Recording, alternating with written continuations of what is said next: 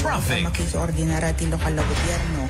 Iti San Nicolas tapno no malapeda na ti trapiko iti Gilbert Bridge. Sigun na kinimi sa Rubia Bonalade ti mga idadaulo iti nadakamat nga opisina. Panagsakbay da ito iti posible nga implementasyon ton dagiti traffic lights. Imbatad na masapula ti panakakontrol dagiti behikulo iti pailaing ili ti San Nicolas sakbay da madano ni ti junction nga ayan ti umuna at traffic lights tapno na da iti metlaeng nga Serbina. Kinana na posible ang maurnungan na ti lugar kada ito lugar isut po na masapula ti sinkronisado apan nakamanihara ti trapiko nang narunak at mapaspasangasangan iti panaglukata ti dakkel amol. Inayon na nga da iti rumbeng na koordinasyon ti syudad kiniti nasa nga ili para iti pagsaysayatan lagi ti motorista isut po na da ito itatay ti maisimpa.